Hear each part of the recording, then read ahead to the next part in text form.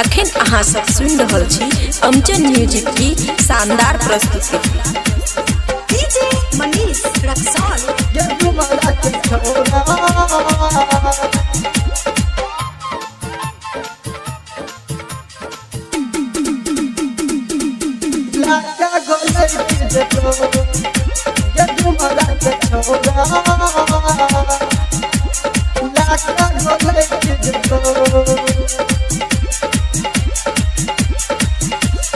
एना न चल है गया ठीक है छोरी, एना न चल है गया ठीक है छोरी, छोरा सबके मन बिगड़ जते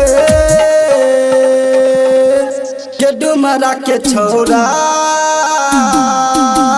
लाका घोलैट जतो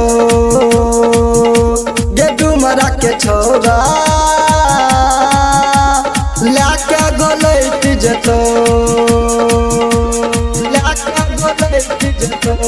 डीजे मनीष रक्सौल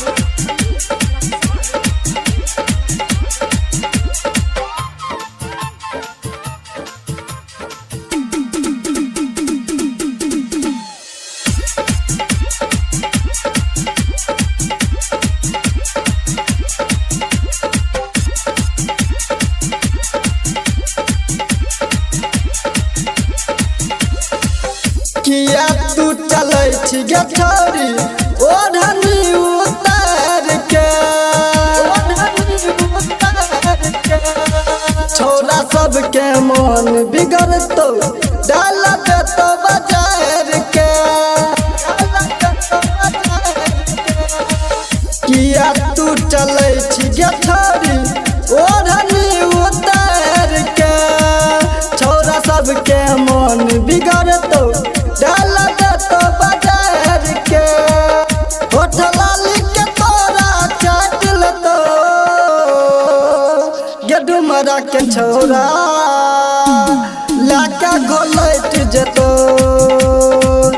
गे डुमरा के छोरा लाका घोलैट जतो गे डुमरा के छोरा लाका घोलैट जतो।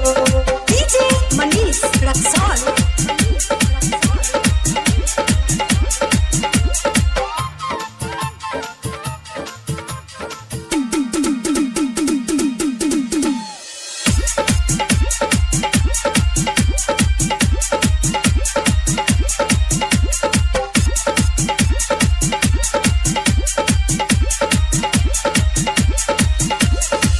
राइटर समसा दीवाना के बनल छियार गे,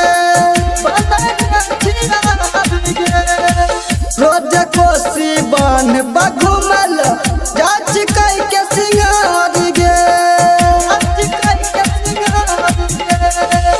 राइटर समसा दीवाना के गे बनल छियार गे, रोज कोसी बन बघुमल जाच कई के सिंगार गे।